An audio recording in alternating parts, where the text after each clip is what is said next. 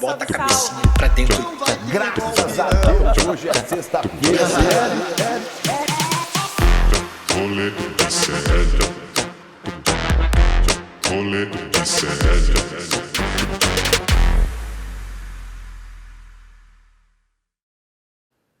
Fala, seus governadores de estado que vai fazer turismo com dinheiro público ideológico lá do outro lado do mundo. Estamos começando mais um programa Rolê ICL na manhã desta quarta-feira, dia 20 de março de 2024.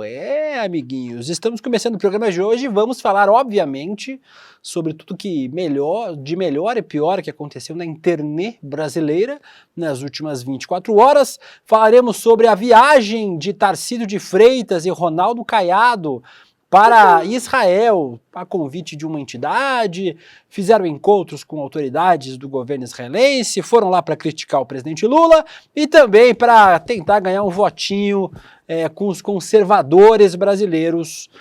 Tudo isso enquanto deviam estar batendo ponto aqui no governo de São Paulo e do Goiás, trabalhando para o povo que os elegeu.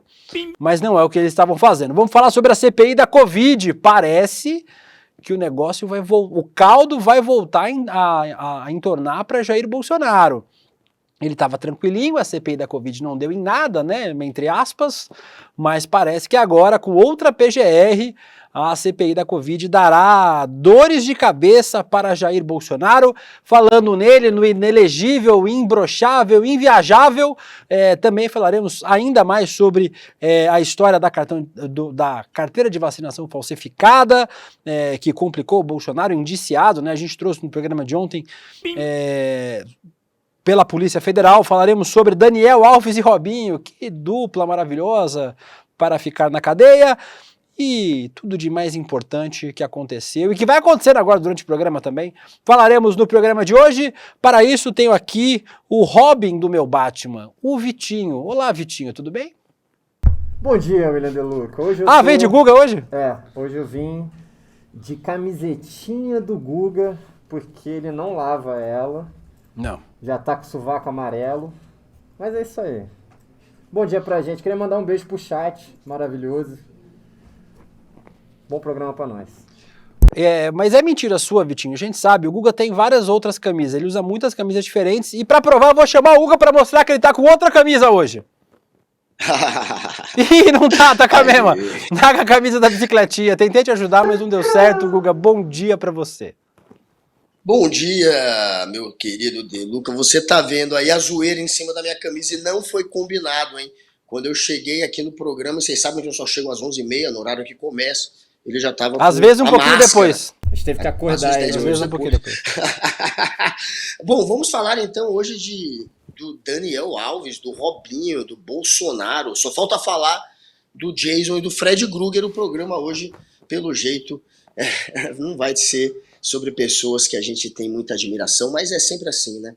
As notícias nunca são positivas. Quase a estreia do ICL True Crime, crimes reais aqui. Mas vamos começar falando sobre outras pessoas enroladas também. Vamos pro nosso Tá Pegando Fogo, primeiro quadro. Tá pegando fogo, bicho!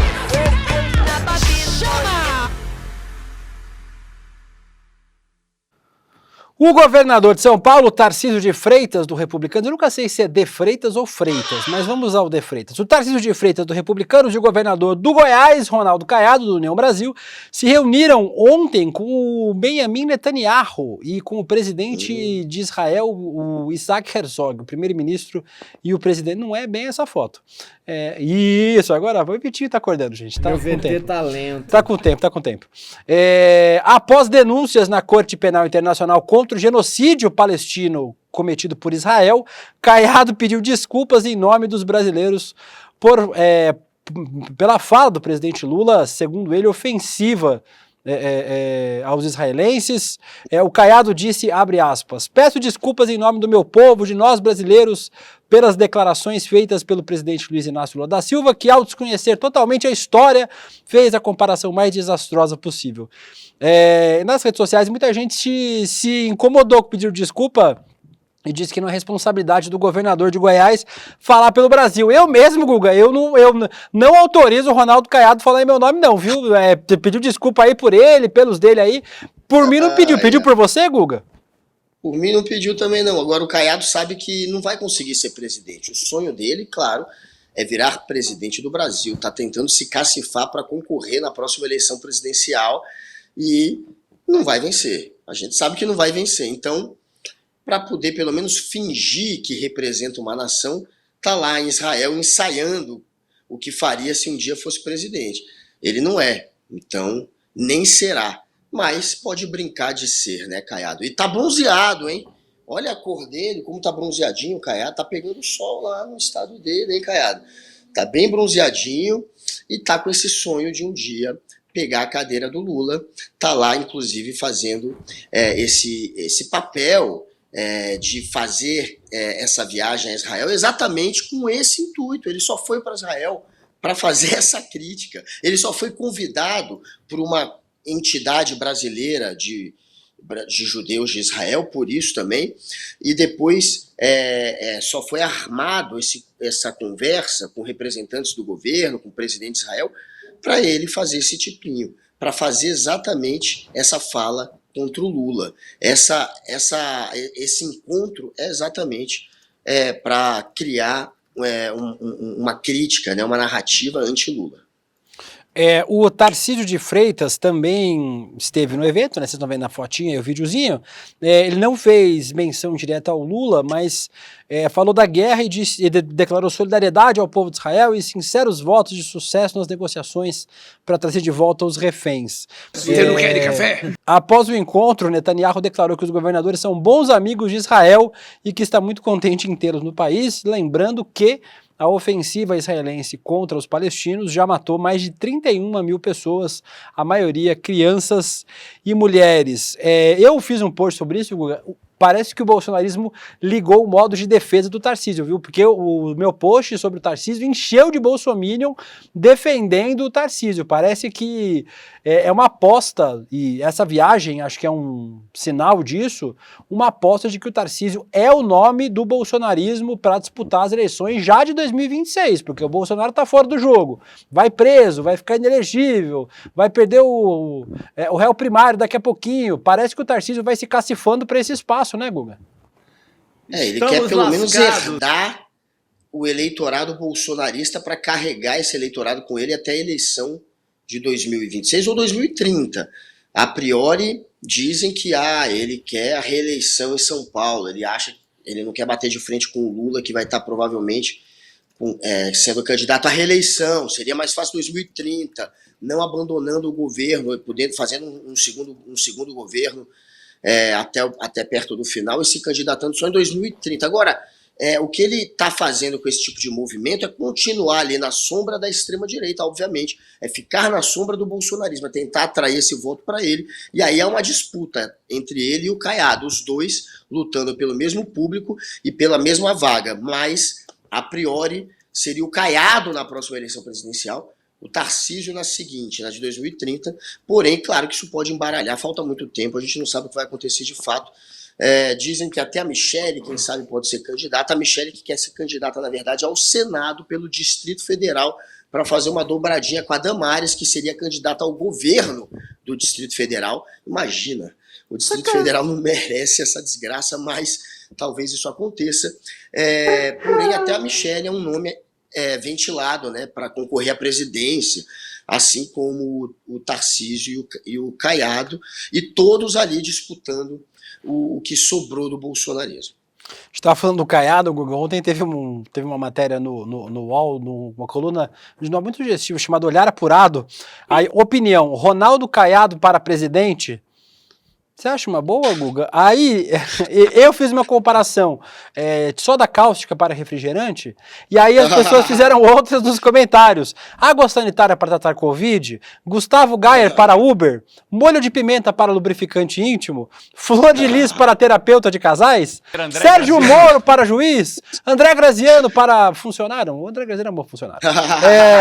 Mas o Ronaldo Caiado para presidente, eu não consigo pensar, juro por Deus, numa opção pior. Assim, claro, né, acho que a gente já passou pelo Bolsonaro, que talvez nada possa ser pior do que o Bolsonaro, mas o Ronaldo Caiado também não é exatamente um caminho de sucesso para o país, né, Guga? Jamais. Talvez seja um pouquinho mais duro. Não dá, gente. Caiado não tem, enfim, não tem cacife político para isso também. Ele não será o candidato da extrema-direita, provavelmente, porque o Bolsonaro não quer. Por mais que ele esteja ali mendigando um pouquinho da atenção desse eleitorado do Bolsonaro, por mais que ele tente ficar um pouco na sombra do Bolsonaro, teve alguns movimentos dele que irritaram o Jair Bolsonaro. O principal foi na época da Covid ali, na época da pandemia, em alguns momentos ele se distanciou do Bolsonaro. Ele fez um discurso que não foi aquele discurso anti-ciência. Ele desagradou aos bolsonaristas que estavam atacando o isolamento social ou que estavam distribuindo cloroquina. Então, ele comprou essa briga durante a pandemia, o Caiado, e essa briga está custando caro para ele. O Bolsonaro não quer que seja o Caiado. Por mais que o Bolsonaro ainda tenha interesse em usá-lo, já que ele é um governador, ele também não quer chegar tanto a ponto de colocar o Caiado como aquele que deve herdar os seus votos. Então, nessa corrida, o Caiado é o que tem menos chance. A Selma Belucci falou que o Caiado pegou uma praia em Tel Aviv. A Carla Paes disse que o Jason e o Fred Krueger são mais leves, viu, Guga, do que os nomes que a gente vai falar hoje. O Detona 2016 falou Vitinho para apresentador, claramente é um perfil fake do Vitinho. A Sandra Gregório, vocês são ótimos. O Gordão Jogadas, esse skin de Nacho do Ronaldo Caiado ficou ótimo, pena que o personagem é ruim. A Regina Jaco disse que o nosso... Guga está de bicicletinha, mas ele está sempre. E o Pablo Moreira pergunta, vem cá, o Demore comeu o Guilherme mesmo? Porque o Guilherme desapareceu, né, Vitinho? O que aconteceu com o Guilherme que ele desapareceu? Guilherme. E comeu mesmo, sumiu. Cadê o Guilherme? Tá ligado, né? Ele não consegue sentar na cadeira, então ele não consegue fazer o programa. Que delícia. Falamos aqui sobre os governadores, que estão fazendo turismo ideológico com o nosso dinheiro, né? Estão dizendo que foi pago por uma entidade e tal, mas o horário de expediente é pago pelo paulistano e pelo goiano. O salário é a gente que paga. O salário é a gente que paga, viu, gente? Eles estão lá fazendo turismo bolsonarista, mas quem está pagando o salário somos nós. Essa, Guga, assim, ó. Tem coisas que a gente pensa, não pode ser verdade, é mentira. Mas a gente lembra que o bolsonarismo inverteu essa lógica pra gente, de que as coisas que não fazem nenhum sentido podem, na verdade, ser muito reais. Total. O Bolsonaro foi indiciado ontem pela PF, falamos aqui bastante sobre isso, pelo esquema de fraude no cartão de vacinação dele, da filha, vai responder por organização criminosa e inserção de dados falsos no sistema público de saúde. Beleza, Cagão. Tudo isso a gente já sabia. Esse áudio novo do Cagão do Viana é maravilhoso. Cagão. O que a gente não contou aqui, Guga, uma informação que apareceu depois que o programa já tinha ido ao ar, é que a Polícia Federal foi até o Palácio do Alvorada, residência oficial do presidente da República, para encontrar a impressora que foi usada para imprimir os certificados falsos de vacinação. Segundo as informações que o Mauro Cid tinha dado na delação. Aí você vai me dizer, Guga, claro que não encontraram a impressora. Se o Bolsonaro usa a impressora para cometer um crime, ele pegou a impressora, queimou a impressora, tacou fogo, apagou o log do sistema. Não, Guga, eles encontraram os 2 arquivos impressos no Palácio da Alvorada da certidão de vacinação e eles estavam salvos com os nomes de, não é mentira, certificado Bolsonaro, certificado Laura. O Mauro Cid confirmou em depoimento que os documentos foram produzidos para a viagem dos Estados Unidos. A gente acha que é mentira. Cara, não faz sentido, cara, não faz sentido. O mínimo que você fala... Tudo bem, vai, eles tinham uma compreensão de que iam dar o golpe, que iam voltar pro poder, cara, mas o mínimo que você faz é, sei lá, apagar. Mano, eu fiz um bagulho falso aqui, eu vou apagar, eu vou jogar fora o negócio. Não, Guga, e realmente os arquivos estavam no log da impressora. O log da impressora. Aí você vai e acha uma minuta ou um discurso do golpe em que cita um estado de sítio, aonde? Dentro do gabinete do Bolsonaro no PL. No celular do Mauro Cid. No celular. E você acha a minuta do golpe aonde? Na casa do Anderson Torres. Você acha um vídeo de uma reunião ministerial onde se trama um golpe, a ponto do general Heleno falar em virada de mesa. Você acha esse vídeo. Um vídeo. Você acha até isso. Onde? Dentro de um computador do Mauro Cid. Esses caras produzem o tempo inteiro prova contra eles próprios, é uma maravilha para o Brasil, para as investigações, está tudo escancarado, Bolsonaro é um amador, e ainda bem, porque eles planejaram um golpe, está tudo aí demonstrado e provado, a gente já tem como, porque até eles conseguiram, né, criar as provas, a gente já tem vídeo, áudio, minuta de golpe, confissão, delação, a gente já tem tudo, então está escancarado, só não aconteceu porque eles são estúpidos, a ponto de deixarem esses lastros, todos esses lastros que, claro, vão culminar na prisão dessa gangue. Eu falo isso com certa frequência aqui, a gente teve o azar de ter o Bolsonaro como presidente, algo que a gente vai demorar muito tempo para se recuperar ainda em relação a isso, mas há uma coisa que a gente não pode negar, o Bolsonaro ajudou muito as investigações. Para mim, o pior crime do Bolsonaro não é a tentativa de golpe, não é o 8 de janeiro, não é incentivar o golpismo, a quebra democrática. O pior crime do Bolsonaro, para mim, é a condução também. É a condução da pandemia de Covid-19. Milhares de pessoas morreram por conta da inação e da ação direta do Bolsonaro em atacar todas as medidas de restrição, a atrasar a compra de vacina. E aí nós tivemos a CPI da Covid, Guga, no ano passado, e os senadores, no ano retrasado, e os senadores que estiveram envolvidos na CPI da Covid se reuniram com o PGR Paulo Gonet para pedir a reconsideração do atual, do PGR atual, quanto às denúncias apresentadas no relatório final da CPI da Covid, que foram arquivadas por ele, o engavetador Augusto Aras. Na reunião vocês estão vendo aí o Omar Aziz, Soraya Tronic, Randolfo Rodrigues, Humberto Costa, Rogério Carvalho, Otto Alencar e Renan Calheiros, os integrantes da CPI ao lado do Paulo Gonet, com esse cabelo que parece uma peruquinha. O inquérito, que pode acabar sendo reaberto por Gonet, tinha como objetivo investigar ações e omissões no âmbito do Ministério da Saúde durante a gestão de Pazuello, um monte de fatores que a gente já falou, como, por exemplo, quando as pessoas morreram sem oxigênio em Manaus. O relatório foi apresentado em outubro de 21 e recomendou o indiciamento do então presidente e outras 65 pessoas. O Bolsonaro é acusado no relatório, Guga, apenas de charlatanismo, infração de medida sanitária, emprego irregular de verba pública, incitação ao crime, falsificação de documento particular, prevaricação, crime contra a humanidade, violação de direito social, incompatibilidade com dignidade, honra e decoro do cargo. Em dezembro do ano passado, o Gilmar Mendes determinou que o Gonet avaliasse eventuais omissões do Bolsonaro durante o período da pandemia. O ministro pontuou já ter declarado a invalidade absoluta do parecer da PGR assinada por Augusto Aras. Se tem uma coisa pelo qual eu já falei aqui, você já falou, todos nós no ICL falamos, que o Bolsonaro merece ficar 30 anos preso pelo que ele fez na pandemia. E parece que agora, com o novo PGR, talvez a gente veja esse processo reaberto, Guga. Cagão. Claro, né? Augusto Aras foi embora. Bolsonaro, óbvio, lamenta muito ter perdido aquele que o blindou. Claro que foi graças à atuação do Augusto Aras que essa investigação da CPMI não foi para frente, não teve andamento. Agora a gente teve ali, sim, o levantamento de vários indícios e provas de que o Bolsonaro não foi só negligente, né? Foi pior do que isso, ele foi criminoso. Ele precisa pagar, obviamente, pelas mortes da pandemia. E tem um monte de criança órfã agora. É triste demais essa história. Agora tem as crianças que perderam pai ou mãe, ou os dois. Muitos perderam os pais. E aí precisa, obviamente, que o Estado repare isso e ajude essas crianças. E nem isso está acontecendo da maneira que deveria.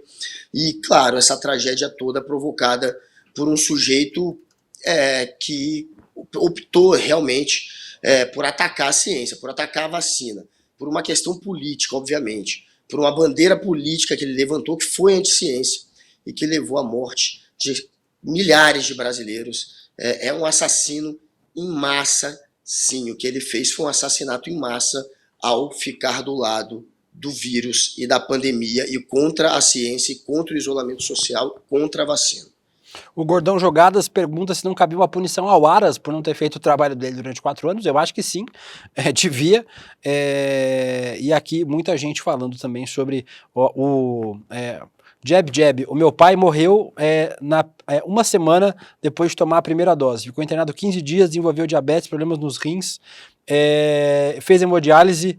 Eu perdi muitas pessoas queridas e por isso eu odeio muito. A Laura Couto me lembra aqui que a avó dela morreu de Covid também. Todo mundo conhece a história de alguém próximo, de um conhecido, de um amigo, de um familiar que tenha morrido nessa pandemia desgraçada que o Bolsonaro fez de tudo para piorar o máximo possível. Então que ele seja punido, este vagabundo. A gente tem quanto tempo de programa, Laura Couto, que você tinha falado?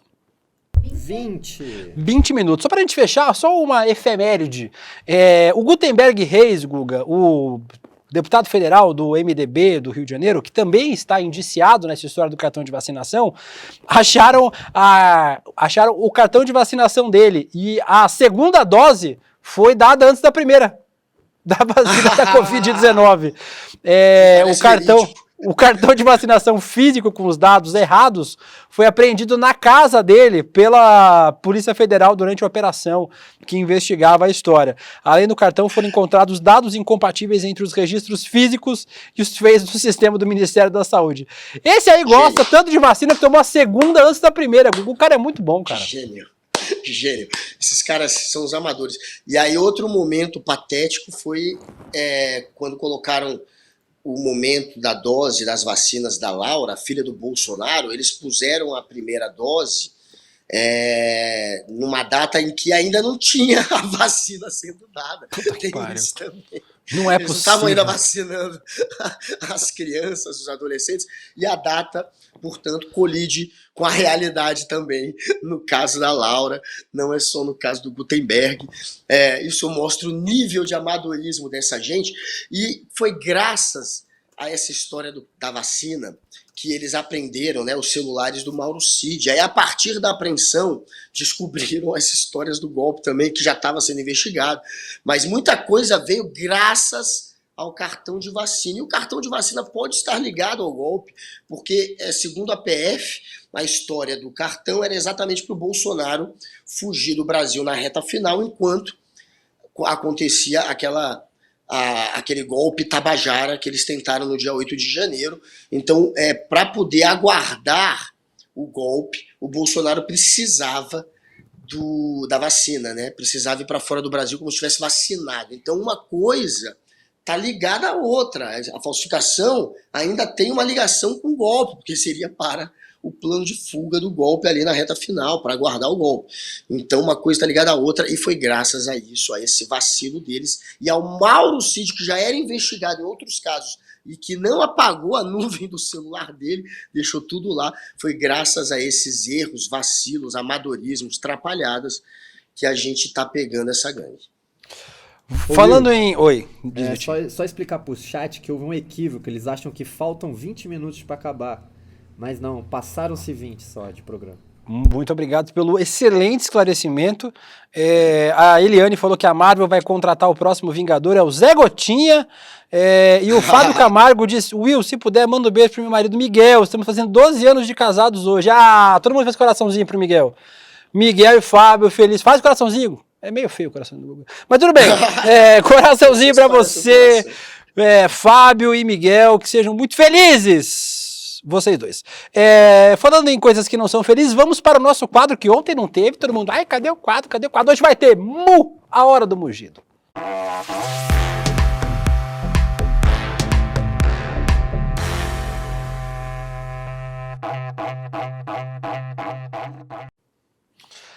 Guguinha, um influenciador um influenciador abordou bolsonaristas na rua e perguntou sobre a possível prisão do Bolsonaro.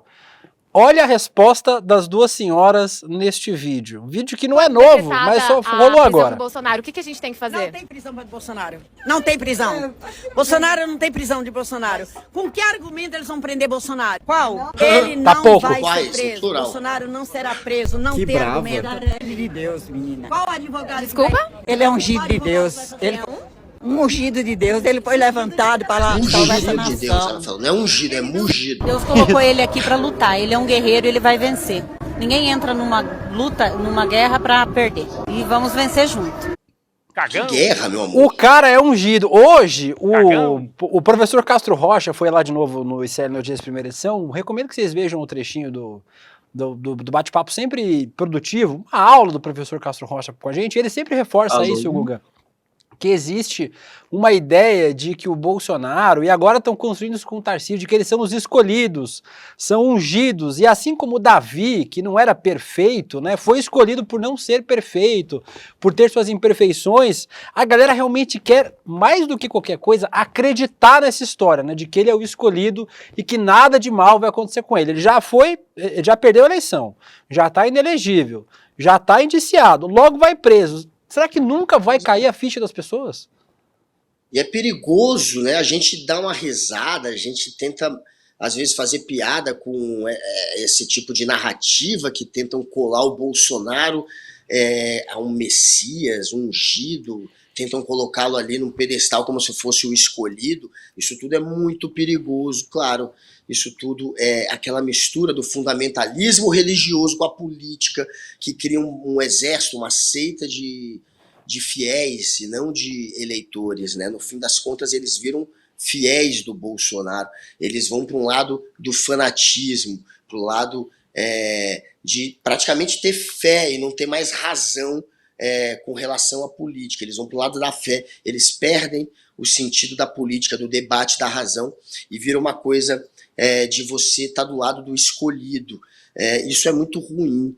Isso aí é uma maneira de você criar, obviamente, um batalhão de fanáticos que, enfim, é o que ele está conseguindo, né? A gente está vendo. É um bando de gente que vive numa terra plana, que não tem argumento político, que não tem conteúdo e que vai para aquela questão do cidadão de bem contra o cidadão de mal, do ungido contra aquele que não representa os valores da família. Isso é péssimo para a política, isso é estratégia política da extrema-direita populista no mundo inteiro, e a gente está vendo isso no Brasil. Falando sobre mais um desses vídeos que a gente foi buscar lá no 7º Círculo do Inferno bolsonarista, tá viralizando um vídeo de um apoiador do Bolsonaro implorando por quê? Não é pelo que você pensou, implorando para ser preso pelo Xandão. Veja só.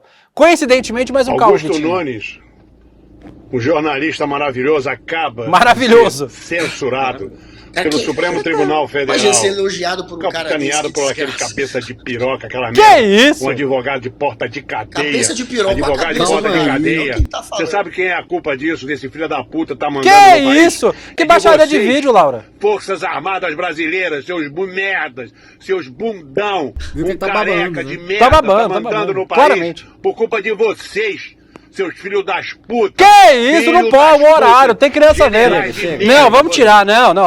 Tira. Não tem condições. Baixaria. O desespero, a baixaria. Só que aí, Guga, a parte boa é que o próprio Xandão já falou que eles facilitam muito o trabalho dele, Xandão. Vamos ver o vídeo do Xandão falando.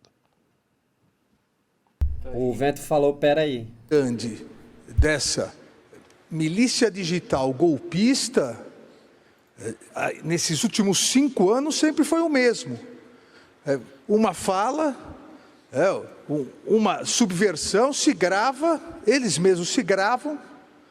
É a única organização criminosa que se grava para facilitar o trabalho da polícia. Eles se gravam e depois passam nas redes.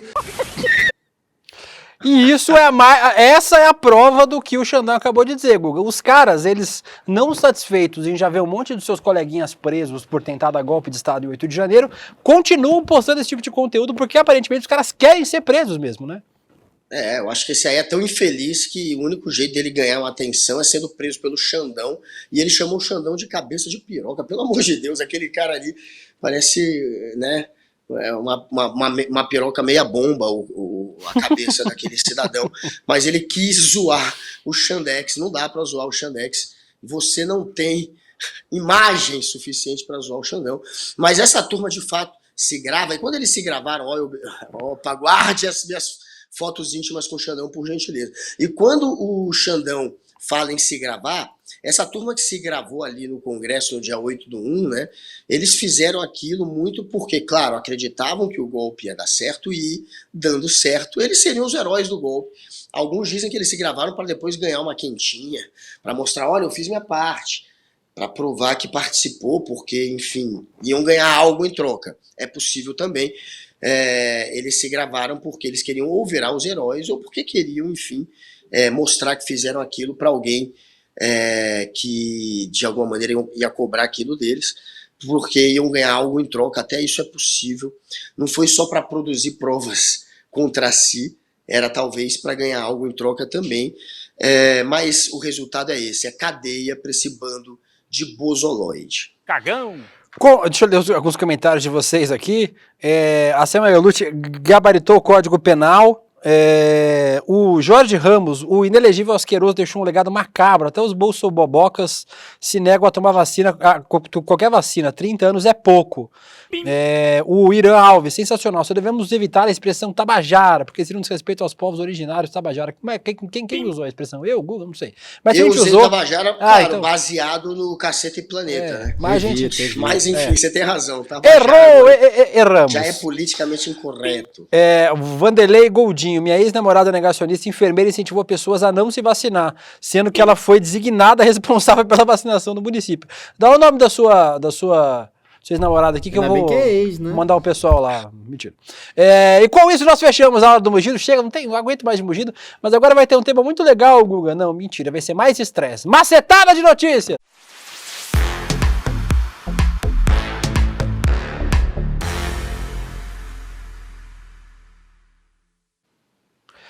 Hoje, no ICL Notícias primeira edição, meu pequeno Guga, eu apanhei mais do que tapete em dia de mudança.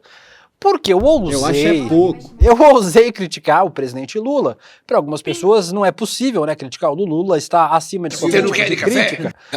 Eu quero café, presidente, por favor.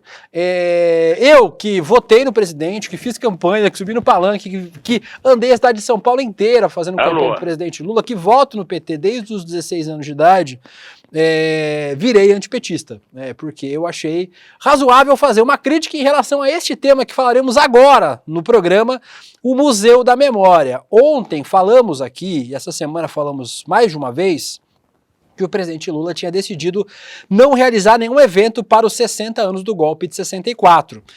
E que ele mandou até cancelar um ato no Ministério dos Direitos Humanos do ministro Silvio Almeida em memória das vítimas. Agora, segundo a informação do G1, do Guilherme Bausa, na Globo News, o presidente teria desistido de criar um museu da memória dos direitos humanos focado no período da ditadura militar. A iniciativa tinha sido lançada pelo ex-ministro da Justiça Flávio Dino em viagem ao Chile em setembro do ano passado, durante o evento justamente para rememorar o golpe militar do Chile. A gente foi para lá para as celebrações da memória do golpe militar do Chile, de 50 anos do golpe do Chile. Segundo fontes do Ministério da Justiça e do Palácio do Planalto, o projeto não avançou, já que há uma decisão do presidente de não provocar atritos com os militares. Antes de te ouvir, Guga, eu pedi para um amigo muito querido falar um pouquinho sobre esse assunto com a gente. O Dimitri Salles é doutor em Direito Constitucional e é presidente do Conselho Estadual dos Direitos Humanos aqui de São Paulo. Dimitri é um estudioso sobre esse tema, além de ser um amigo muito querido, um irmão querido. Ele é um especialista sobre esse tema. E o Jimmy foi para o Chile junto com esses ministros do governo Lula, que agora não vão poder, aqui no Brasil, fazer atos referentes à ditadura de 64. Vamos ver o vídeo do Dimitri e a gente comenta na sequência. É absolutamente incompreensível a decisão do presidente Lula de desistir de construir no Brasil o Museu da Memória dos Direitos Humanos. A criação de museus, de espaços de memória, tornar aqueles espaços que outrora serviram como centro de tortura em espaço de preservação da nossa história é fundamental dentro do que chamamos de justiça de transição, deste processo que sai de estados ditatoriais para estados democráticos de direito. É fundamental que haja espaços em que as pessoas possam conhecer a história, para que essa história não seja repetida, para que não paire como uma história de narrativa, mas sim os fatos reais que acometeram o país, que jogaram o país numa longa noite escura, trevosa, de torturas, sequestros, desaparecimento de pessoas, estupros, execuções dentro de um contexto de genocídio, como aconteceu com os nossos povos indígenas durante a ditadura de 64. É incompreensível o que Lula faz. Por certo, Lula acredita que a punição dos militares que atuaram no 8 de janeiro já é suficiente. O que é preciso entender é que o 8 de janeiro só aconteceu porque os militares de 64 e todos os que sucederam os líderes do golpe militar de 64 não foram responsabilizados pelos seus atos. A derrocada da democracia em 64 não foi devidamente punida.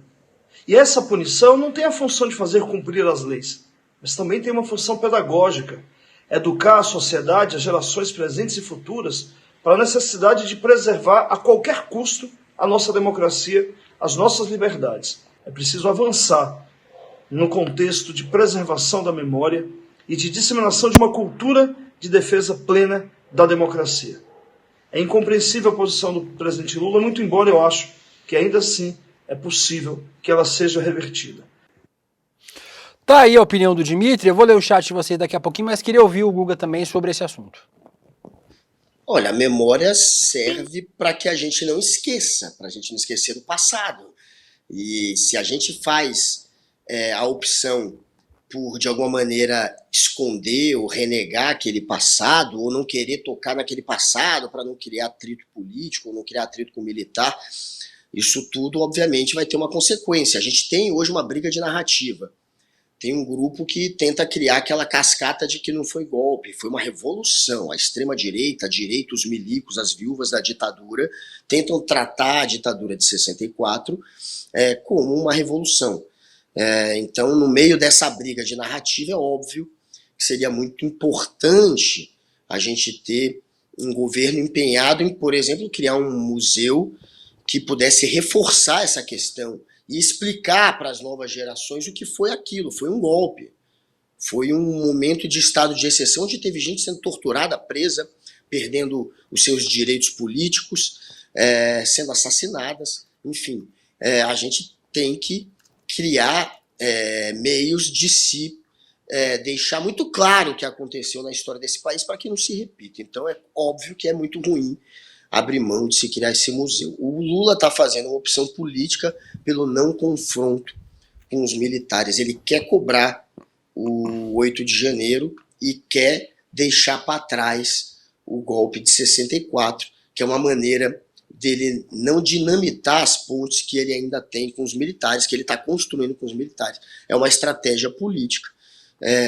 Mas claro que a gente que sabe dessa briga, dessa briga de narrativa, dessa guerra de narrativa, dessa intenção de se criar uma mentira sobre 64, a gente sabe o quanto isso é ruim.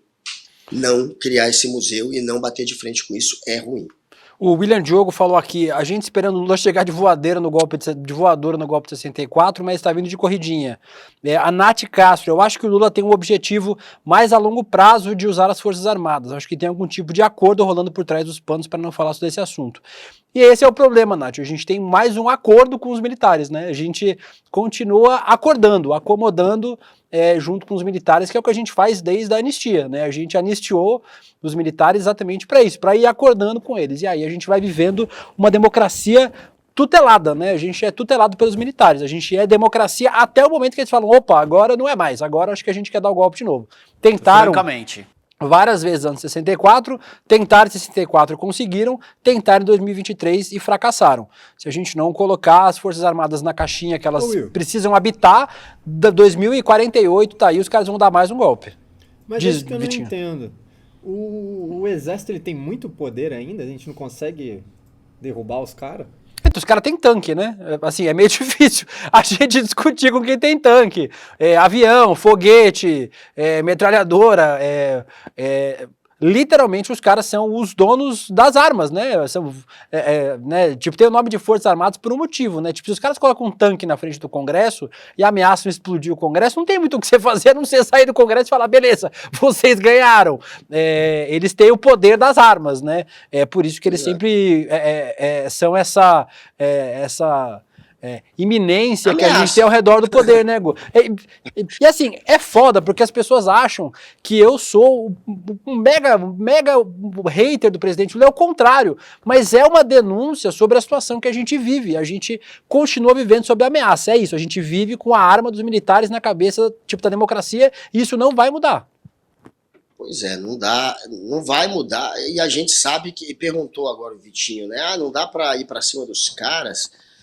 Não é assim também, né? Você, para ir para cima dos militares e conseguir transformá-los, você vai precisar pelo menos do apoio de parte dos militares. Não dá para ir contra todos, a não ser, obviamente, que todos estejam contra o presidente, a democracia, a Constituição. Neste caso do golpe, eu não sei qual foi o motivo, mas uma parte dos militares não topou o golpe, não aderiu ao golpe. A gente não sabe se foi porque arregou ou se foi porque quis ser legalista mesmo, mas o que aconteceu, a real é essa, uma parte dos militares de alta patente. A gente tem 16 generais que compõem o alto comando militar, são 16. São 5 ou 6 que têm comando de tropa, né? O Sudeste, são 5 no caso, o Sul, Norte e Nordeste, se não me engano, é junto, mas enfim, a gente tem aqueles comandantes que tem a tropa na mão, tem comandante que só está à frente de setores, como comandante que cuida de cultura, que cuida de coisas estratégicas assim, mas tem aqueles que têm comando de tropa, e esses, o do Sudeste, que era o Tomás Paiva, que hoje é o comandante do Exército, acabou ficando contra o golpe, o do Nordeste ficou contra o golpe, o do Sul ficou contra o golpe, o do Estado-Maior, o Stampf, ficou contra o golpe.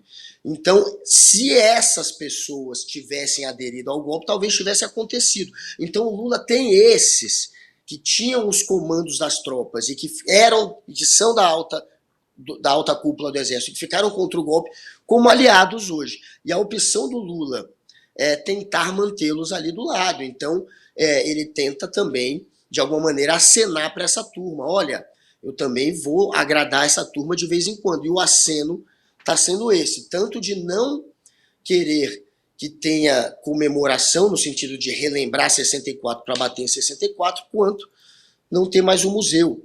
É uma estratégia para tentar manter esses que são do alto comando do Exército do lado dele, para junto com esses, aí sim, tentar transformar parte do Exército dos militares. Essa está sendo a estratégia política. Francamente. Obviamente, os comentários aqui muito divididos sobre esse assunto. Como sempre, a Silene diz: oi meninos, cabe uma crítica ao Lula, pois está querendo agradar gregos e troianos, errou feio. O Cristiano Santos pergunta: o Lula é quem tem que peitar, né? Ué, eu não sou presidente da República, eu sou jornalista e comentarista político. Se alguém tem que peitar ou não peitar, a decisão é do presidente Lula, não é minha, né? Eu tô aqui para dizer se eu acho bom ou ruim, aí vocês concordam ou discordam aí na casa de vocês. A Mira de Paulo desse programa é ótimo, e o Gordão Jogadas perguntou: como é que a gente combate? We have a Hulk, aí corta pro Vitinho pintado de verde. É isso que a gente tem para impedir o golpe militar. Acho que vai dar maravilhoso. Ruim. Com isso, vamos para o nosso próximo. Falando em vai dar ruim, deu ruim também. Sorte para você, Guga, que não é do PL, que não é o Valdemar Costa Neto. Que o Ministério Público de Contas, o MPC, junto ao Tribunal de Contas da União, ao TCU, que eu sempre leio de outro jeito, pediu ontem a inclusão do Partido Liberal como réu em uma ação civil que solicita que os envolvidos nos atos golpistas de 8 de janeiro sejam condenados a pagar 100 milhões de reais. Na ação, o subprocurador-geral Lucas Furtado solicita que sejam disponibilizados 27 milhões do PL por envolvimento com a trama golpista. O documento afirma que existem indícios de que a estrutura do partido foi usada para reuniões golpistas. Quem diria, né, Guga, que um dia o PL ia ter que pagar por ter se aliado com um golpista, né, gente? Que volte esse dinheiro para o Estado, para o Brasil. É nosso dinheiro, 100 milhões do PL, 100 milhões da gente. Esse dinheiro vem do fundo eleitoral, vem do fundo partidário. O PL, por ser a maior bancada, é quem mais recebe muita grana. O Valdemar está nadando em dinheiro. E aí uma parte desse dinheiro que retorne para os cofres públicos, já que o PL, ao que tudo indica, foi sim usado para tentar dar o golpe. Quando o Bolsonaro não teve o aval dos militares, que os militares, vocês lembram, fizeram parte daquela comissão que o TSE criou para fiscalizar as eleições e as urnas. Eles choraram tanto, ameaçaram tanto, né, os bolsonaristas, que o TSE abriu ali uma brecha, uma vaga, algumas vagas para membros ali indicados pelo Exército, que iam aferir as urnas. E o resultado dessa aferição foi que nada havia contra a eleição. Teve uma reunião com o AGU lá, né, o advogado-geral da União, o Bianco, com os 3 comandantes das Forças Armadas, com o ministro da Defesa, Paulo Sérgio. Eles passaram para o Bolsonaro. Não tem argumento para o golpe. Não tem erro na urna. Esse argumento de atacar a eleição por conta da urna é furada. A gente não achou nada. E aí o que o Bolsonaro faz?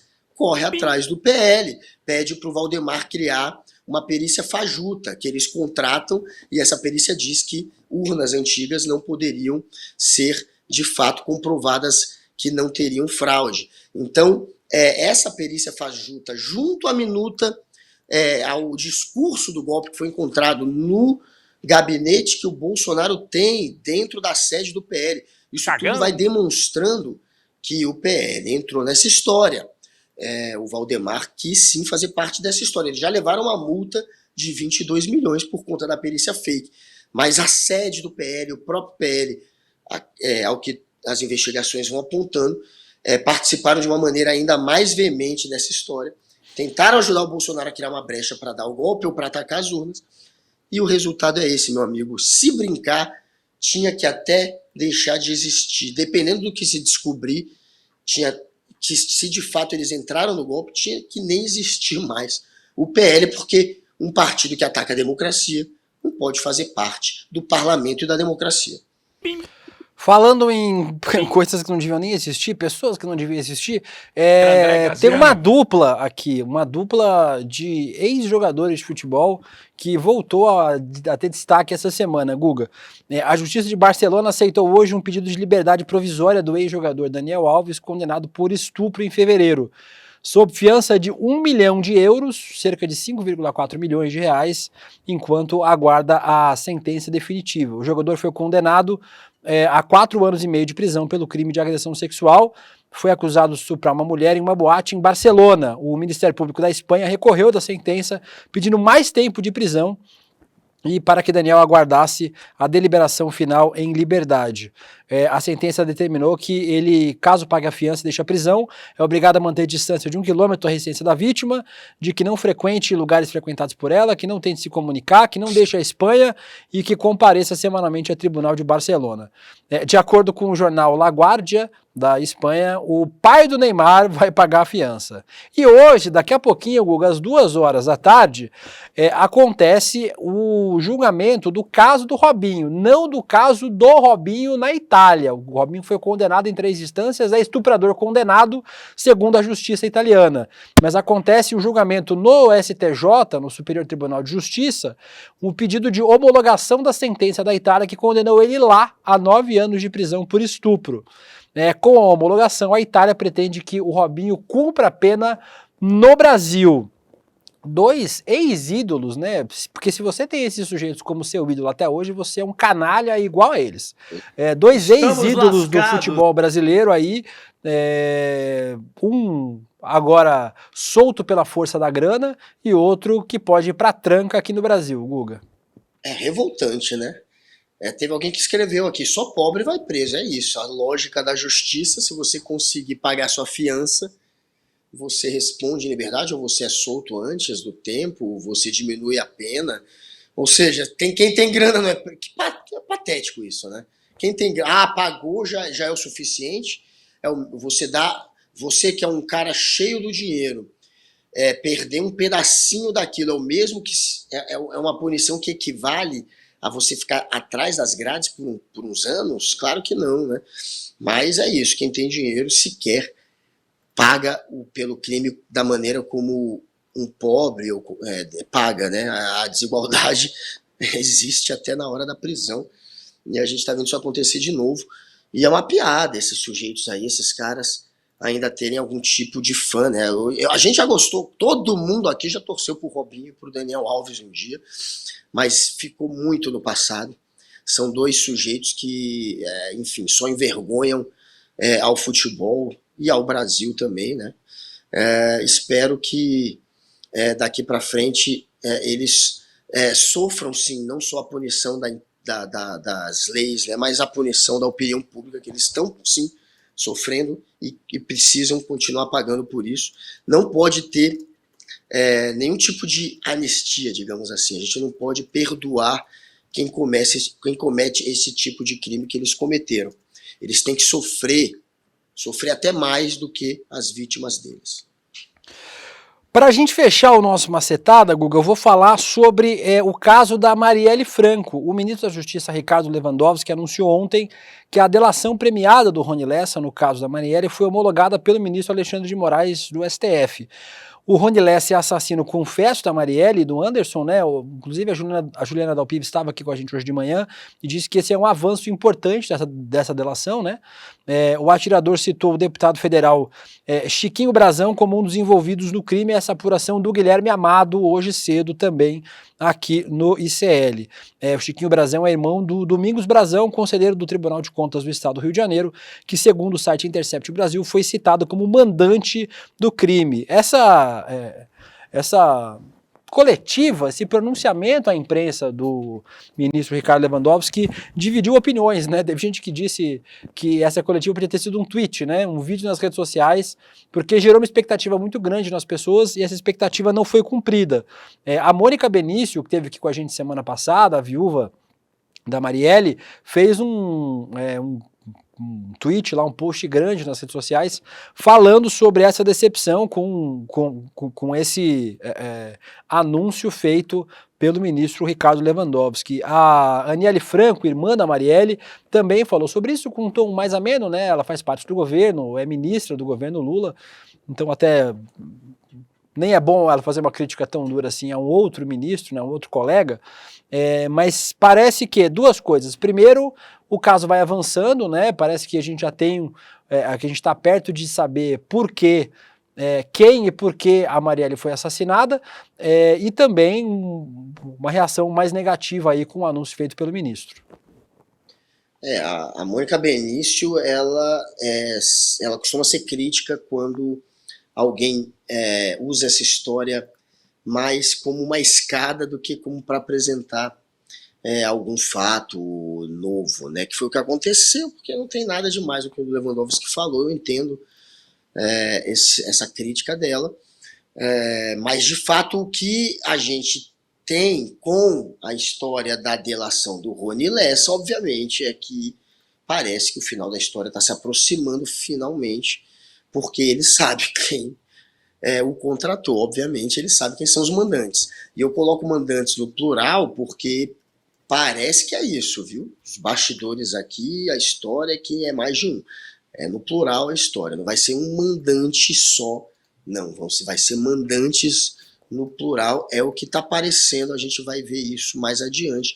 Agora o Rony Lessa, claro, ele diz, né, que depois do assassinato ele foi tranquilizado pelos mandantes, no plural, que teriam dito que isso não daria em nada. Então é gente muito poderosa mesmo, mas deu sim, deu ruim, ele tá no chilindró, e a única maneira dele diminuir a pena agora vai ser caguetando, e chegou finalmente esse momento. O outro que participou, o motorista, que é o Elcio de Queiroz, esse também já topou delatar, mas ele dizia que não sabia quem era o mandante, que o Rony Lessa nunca tinha contado.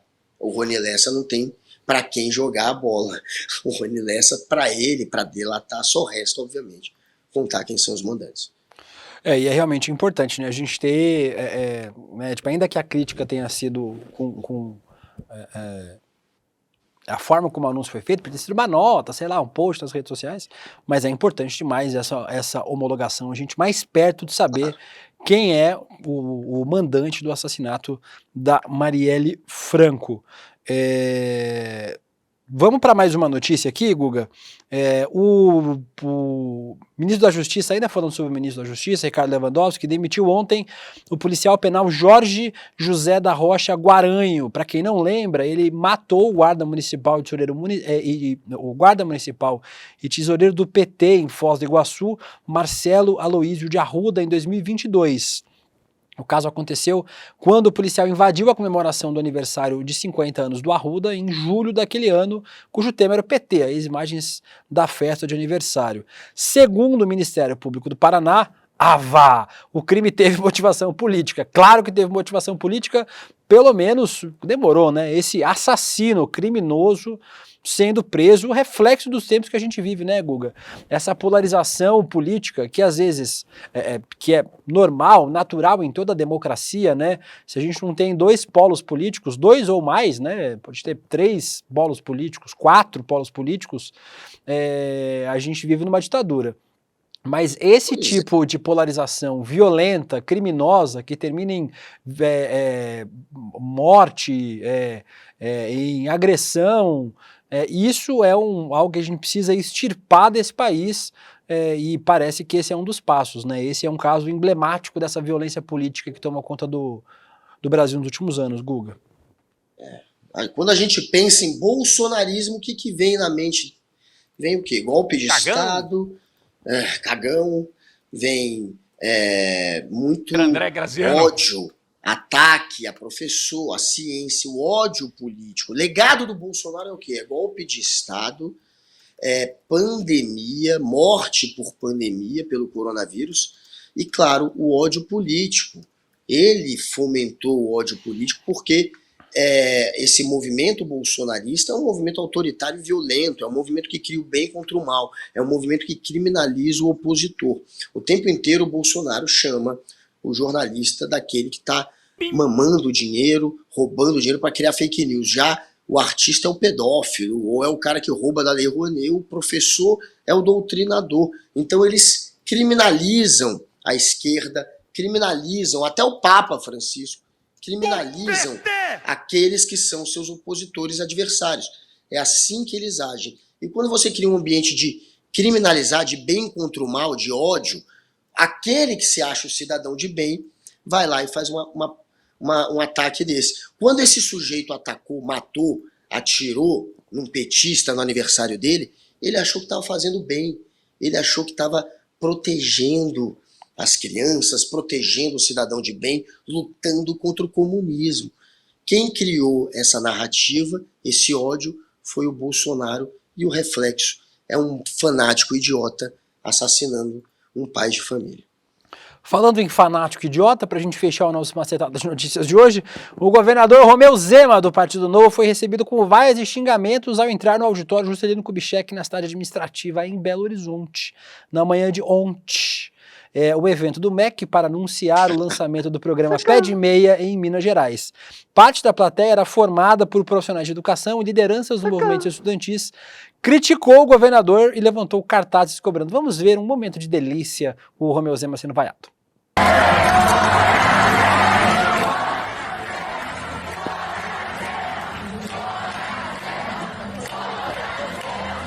Todo mundo, fora Zema!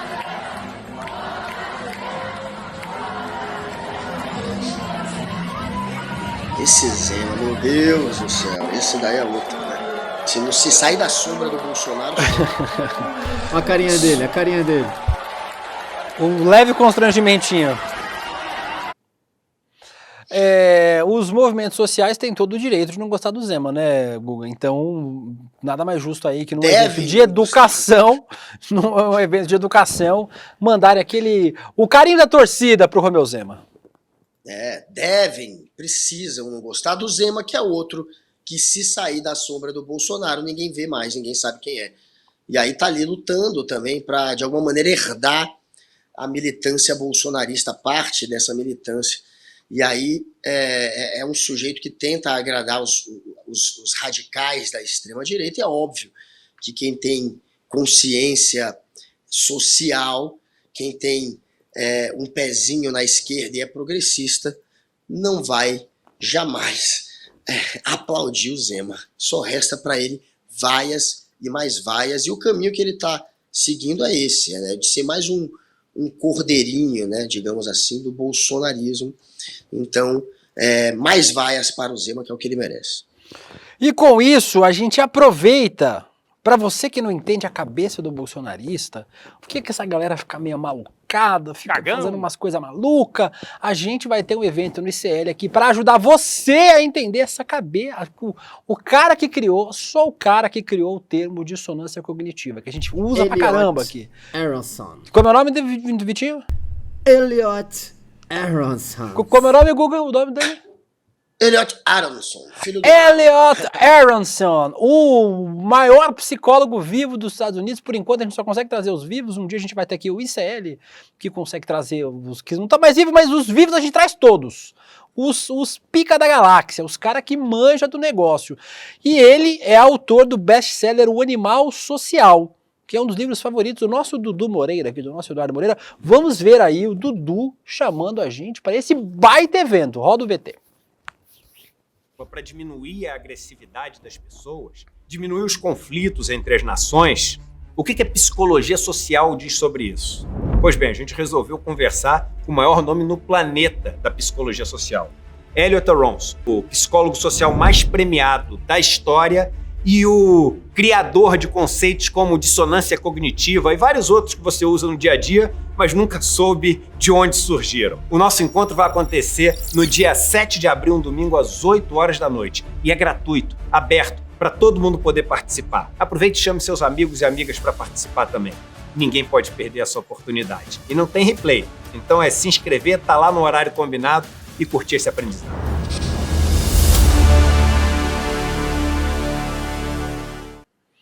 E qual é o link para a pessoa se inscrever de graça, Guga, sem gastar uma doleta neste evento? Qual que é o link, Guga Noblar? www.roleicl.com.br. Se inscrevam pelo rolê, galera. Você sabe que não precisa mais do www, né? Você sabe disso. Você sabe, né? Não tem mais www direto. De novo, vai. De novo, mais uma vez. roleicl.com.br. Vai ser domingo, no dia 7/4, às 8 horas da noite. Eu e o Guga Noblar estaremos no chat enlouquecidos acompanhando este evento, ao vivo, junto com todos vocês aqui do nosso programinha acompanhando. Não se inscrevam pelos outros programas, eles não são tão legais quanto a gente. Se inscreva aí no roleicl.com.br e com isso nós vamos nos despedindo do Vitor Thiago, que disse: esse rolê é tão legal que eu não vi passar uma hora. Parabéns, gurizada! Então, um beijo para o Vitor Thiago, para o Luiz Felipe. É os guri. É os guri. O tio dele se inscreveu, é o Glauco Souto. Como é o nome do Luiz Felipe? Glauco... De novo. Termina. Glauco Souto. Que delícia. Gordão Jogadas, Arthur Maurício, o Ronaldo Gabina, Jéssica Eufrazino, Chico Fubá, Fausto Gomes, todo mundo e o nosso Guguinho. Um beijo pra você, Guguinho, até amanhã. Um beijo, até amanhã. Eu, Glauco Souto, também estará aqui no chat e toda essa equipe maravilhosa do Rolê ICL 11h30 é nóis. A que ponto? A que ponto chegamos? Beijo, Vitinho e equipe do Rolê ICL. Beijo de língua. Nossa, amigo. Amanhã estaremos ao vivo aqui e vou revelar para vocês, Tiago Santinelli estará nesse estúdio, aqui ao meu ladinho, no programa de amanhã. Teremos um Rolê ICL especial demais, com a visita de Tiago Santinelli, o homem mais polêmico da internet, do entretenimento, do humor brasileiro. Estará aqui no nosso rolê, então eu conto com a sua audiência a partir das 11h30 da manhã. Amanhã a gente está terminando o programa. Beijo, tchau, fui, acabou. Esse é simplesmente o livro mais importante que eu já li em toda a minha vida. O Daniel Gilbert, um dos autores mais reputados no mundo no campo da psicologia social, descreve também como o melhor livro já escrito no campo da psicologia social. O Elliot Aronson, autor de O Animal Social, ele é o único psicólogo americano a ganhar os 3 principais prêmios da psicologia nos Estados Unidos: melhor professor, melhor autor e melhor pesquisador. Um sonho que eu tinha na minha vida era poder entrevistá-lo. Ele já está com idade avançada, tem 92 anos, mas esbanja a lucidez. Conseguimos! E vamos trazer esse presente para toda a nossa comunidade. No dia 7 de abril, um domingo, às 8 horas da noite, no horário de Brasília, Elliot Aronson vai nos dar uma entrevista sobre o conteúdo do Animal Social. Esse livro que mudou a percepção do mundo inteiro sobre o porquê as pessoas agem da forma como elas agem. Quer se inscrever nessa aula histórica gratuitamente? É só clicar no link que vai estar aqui junto com esse vídeo. Bora assistir, mudar a nossa visão de mundo juntos e chamar nossos amigos para participar desse movimento também. Conto com vocês na aula. Um abraço.